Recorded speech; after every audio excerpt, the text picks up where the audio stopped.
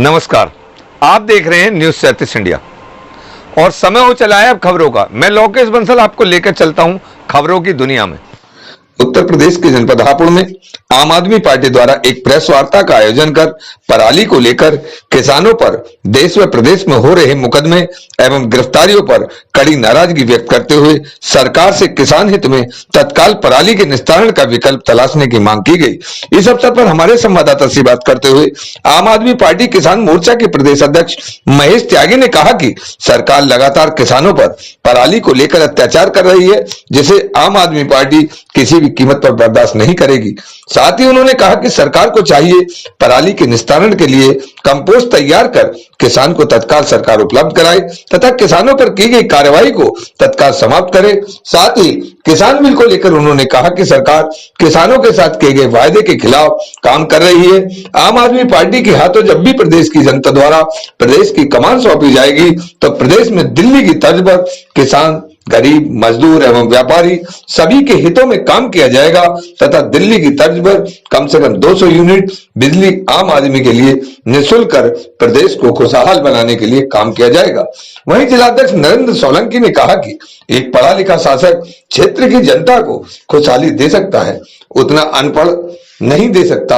आज दिल्ली में आम आदमी पार्टी का शासक पढ़ा लिखा होने के कारण पूर्ण राज्य का दर्जा न होने पर भी जनता के हितों में अनेकों कार्य कर रहा है, परंतु अनपढ़ शासक घूमने में लगा है, उसको जनता के हित में कार्य करने का कोई ज्ञान नहीं होता है। संवाददाता दीपक कुमार कश्यप की रिपोर्ट। सर, आज आम आदमी पार्टी ने प्रेस वार्ता का आयोजन किया, क्या मुद्दा है, किस लिए? मुद्दा ये है जो किसानों के साथ पराली के नाम पर अत्याचार हो रहा है और किसानों के साथ अपराधियों जैसा बर्ताव हो रहा है। इस पे आम आदमी पार्टी इसका विरोध करती है। जो किसानों को अरेस्ट किया गया है उनको तुरंत छोड़ा जाए और जो मुआवजा किसानों से वसूल किया गया है पराली के नाम पे उसे तुरंत ब्याज के वापस किया जाना चाहिए। और किसानों के साथ जो ये अपराधियों जैसा बर्ताव कर रही है सरकार, ये बिल्कुल बंद होना चाहिए। आम आदमी पार्टी इसको बिल्कुल भी बर्दाश्त नहीं करेगी। किसान लगातार सड़कों पर दिखाई दे रहा है, किसान बिल्कुल जी, इसके लिए आम आदमी पार्टी क्या कहना चाहिए? आम आदमी पार्टी का ये काला बिल इन्होंने पास किया है, काला कानून है। इससे जो लोग काला व्यापारी काला बाजारी करते हैं उनको बढ़ावा मिलेगा। किसान को इससे नुकसान है। किसान की तो इन्हें एमएसपी ही बढ़ानी चाहिए थी, उसका ही रेट इन्हें देना चाहिए था। और किसान को सामंतनाथन की रिपोर्ट को बीजेपी ने पूर्ण तरह से लागू करना चाहिए। और बीजेपी ने ये कहकर ही सत्ता में आई थी कि हम सामंतनाथन की रिपोर्ट पूर्ण तरह से लागू करेंगे।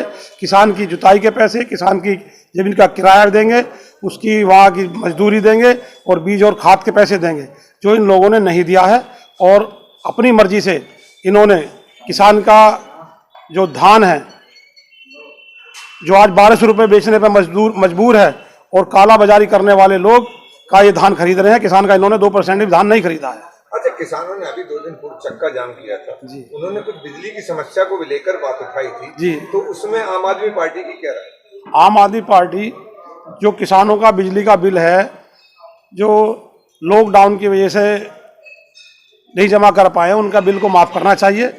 और आम आदमी पार्टी अगर सत्ता में आएगी तो किसानों का बिजली का बिल माफ करेगी और जो आदमी 200 यूनिट तक बिजली फूकेगा उससे कोई बिल नहीं लेगी। आम आदमी पार्टी लगातार किसान हित की बात कर रही है, लेकिन किसानों के साथ साथ प्रदेश की स्थिति इस समय बड़ी दयनीय स्थिति है दुष्कर्म को जी। उसमें आम आदमी पार्टी किस तरीके से दुष्कर्म पीड़ितों के साथ कर रही है? आम आदमी पार्टी दुष्कर्म जिन लोगों के साथ हुआ है उनके कंधा मिलाकर उनके साथ खड़ी है और हर बात को आम आदमी पार्टी उठाती है, उसके लिए आंदोलन करती है, इकट्ठी होती है और आम आदमी पार्टी इस तरह के मुद्दों को उठाती रहेगी। क्या कहना चाहेंगे? देखिए, जैसा मैं समझ रहा हूँ, कभी ये हमारा प्रदेश खासकर वेस्टर्न यूपी बड़ा खुशहाल हुआ करता था। आज जब हम गांव-गांव जा रहे हैं, लोगों की स्थिति इस कदर हो गई है कि आपको समझना ये पड़ेगा कि मक्का 600 रुपये तक बिकी है अभी इस साल। वो इसलिए बिकी है क्योंकि व्यापारियों पर लगाम नहीं है।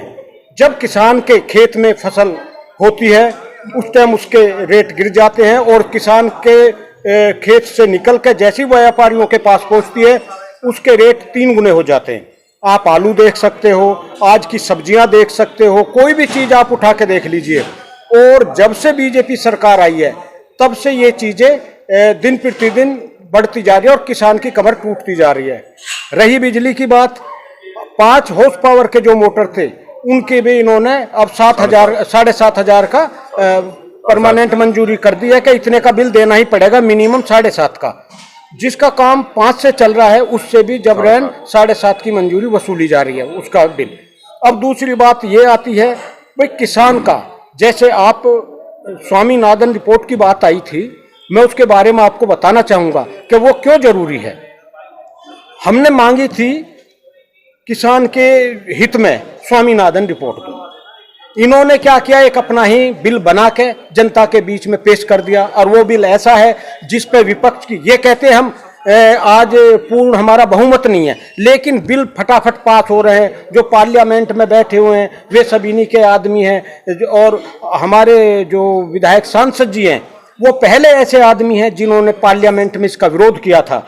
और उसके साथ साथ फिर सोया हुआ विपक्ष भी जाग गया, वो भी हमारे साथ लगा। हम उसे भी ये नहीं कहेंगे कि वो साथ नहीं आए थे। तो उस चीज को लेकर मैं आपसे बार बार ये कहना चाहूंगा, जैसे आप अगर एमएसपी की बात करें, दिल्ली एक ऐसा, भले वहाँ 30,000 किसान हैं, लेकिन दिल्ली ऐसा पहला प्रदेश है जिसने वहाँ पे एमएसपी ये स्वामीनाथन रिपोर्ट लागू की। वहाँ पे गेहूं का जो आपका रेट है वो 2627 है, मूंजी 2667 के रेट में खरीदी जा रही है।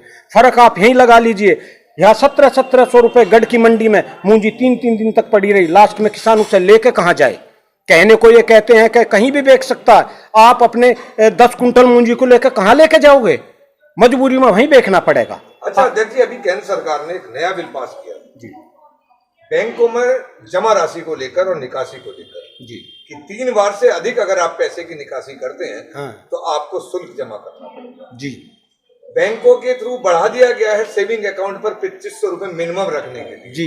इधर गरीबी मार है, इधर जो है बढ़ा दिया गया है जनता के लिए। इसमें क्या कहना चाहिए? मैं तो देखिए यही चीज तो हम कहना चाह रहे हैं बार बार, हम इस सरकार का हर जगह विरोध कर रहे हैं। ये सरकार केवल और केवल पूंजीपतियों, उद्योगपतियों, जो बड़े बड़े लोग हैं उनके काम के लिए है। ये आम जनता के बारे में ये सरकार कभी नहीं सोचेगी, ना ही कभी इसने सोचा है।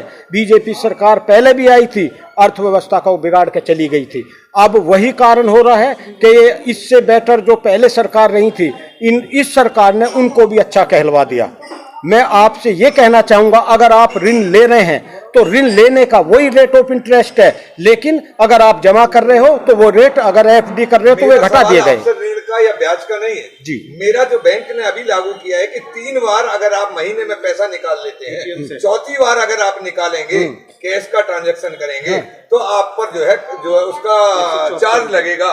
उसमें आम आदमी पार्टी की क्या है? देखिए, पैसा आपका है, आप कई बार निकालें, टैक्स नहीं लगना चाहिए। हम इसका पुरजोर विरोध करते हैं, क्योंकि अगर आपके पैसे पे आपको खुद ही टैक्स देना पड़ रहा तो ये कोई अच्छी बात नहीं है।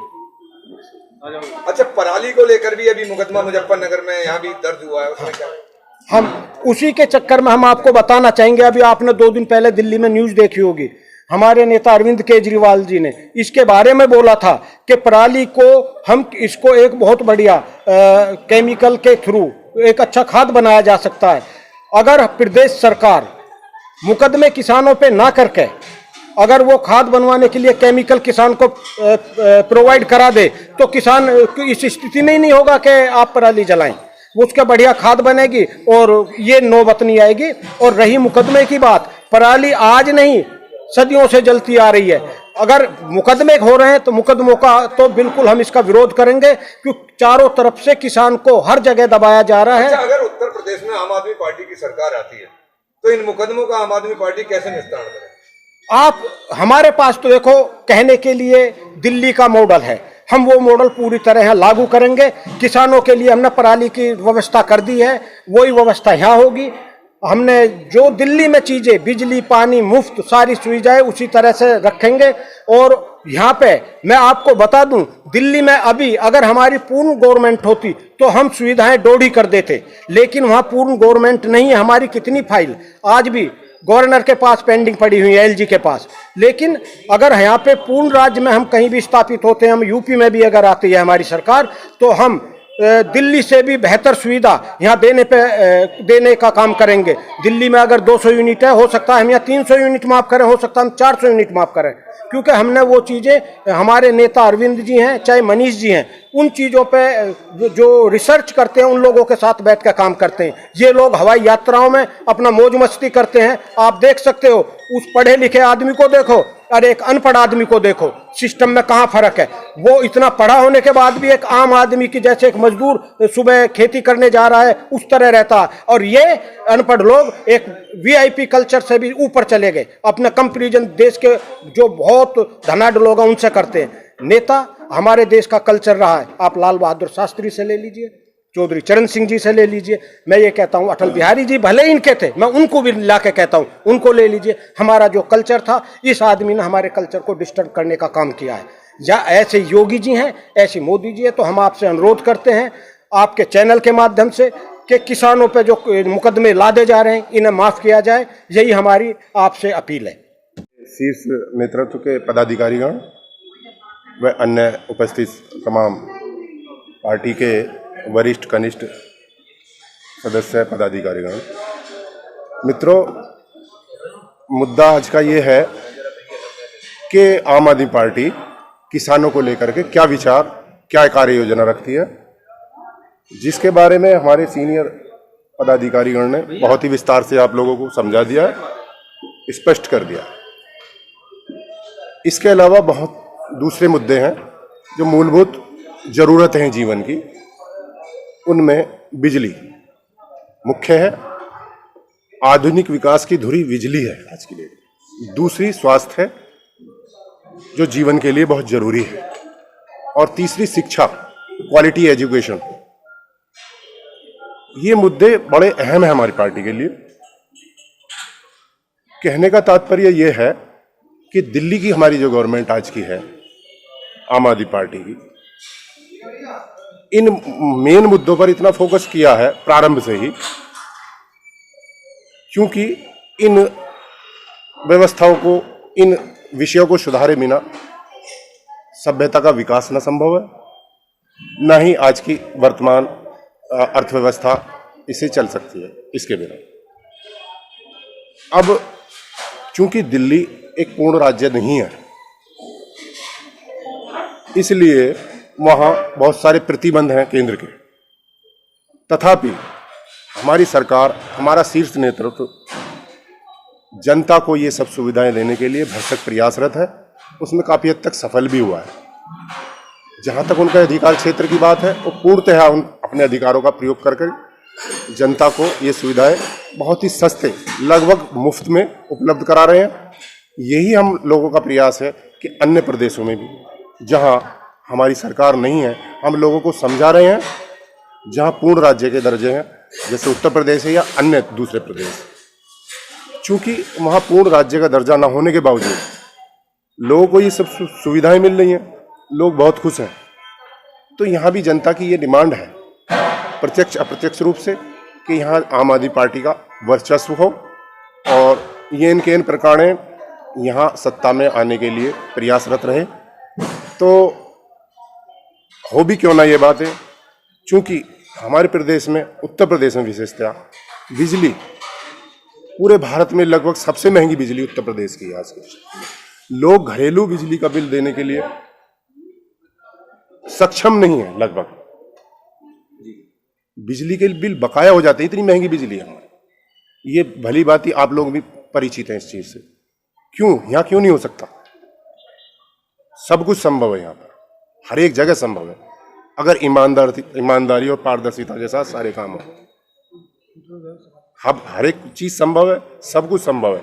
स्वास्थ्य के क्षेत्र में ले लीजिए, हमारे प्रदेश में बताइए आप, सरकारी अस्पताल की सुविधा कितनी है? जिला, मात्र एक जिला अस्पताल होता है, वहाँ सारी सुविधाएं नहीं मिलती। प्राइवेट अस्पतालों के कुकुर मुत्तों की तरह खड़े हुए हैं प्राइवेट अस्पताल। लोग स्वास्थ्य के सही उपचार के बिना बेमौत मरने के लिए मजबूर हैं। यही काम दिल्ली में जगह जगह, कदम कदम पर सरकारी स्वास्थ्य की सुविधाएं उपलब्ध हैं। हर एक जांच, हर असाध्य रोग का भी इलाज मुफ्त में संभव है, वहाँ हो रहा है लोगों का। और यहाँ तक कि दूसरे प्रदेशों के लोग भी वहाँ जाकर पूर्णतः स्वस्थ हो रहे हैं। तो हम लोगों का प्रयास है कि लोगों को यहाँ समझाया जाए।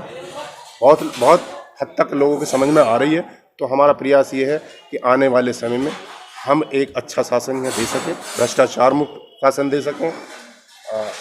जो सरकारी कार्यों में पैसा बचेगा हम स्वास्थ्य के, शिक्षा के और अन्य लोगों की कल्याणकारी योजनाओं पर खर्च करने के लिए हम कृत संकल्प हैं। ये हमारा कहना है। That's all.